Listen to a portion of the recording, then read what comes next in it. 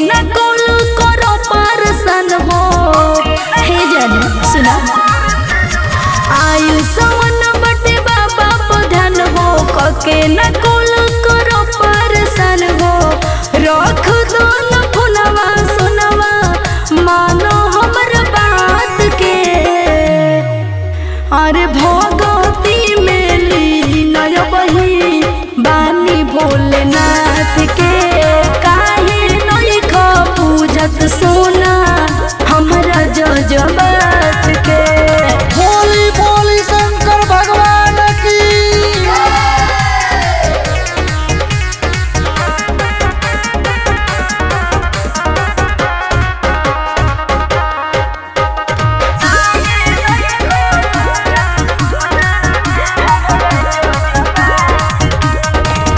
हर घड़ी भगती में डूबल रहतानी। फुर्सत न बाटे भइनी भोला के दीवानी। हर घड़ी भगती में डूबल रहतानी।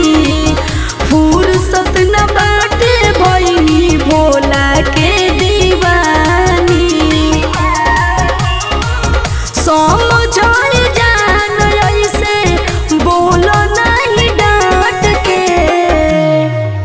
अरे भगती में लीन बही बानी भोलेनाथ के।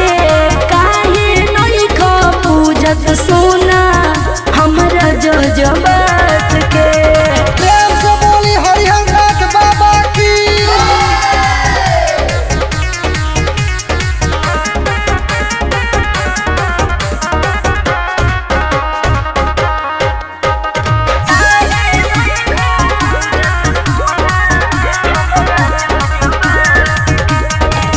भर सवन करिहे निशा बाबा के पूजाई। सॉरी सॉरी सॉरी सोना बात ना हो पाई। भर सवन करिहे निशा बाबा के पूजाई। सॉरी सॉरी सॉरी सोना बात ना हो पाई। रंजन जल सवाल तू जोड़ दोनों हाथ के। अरे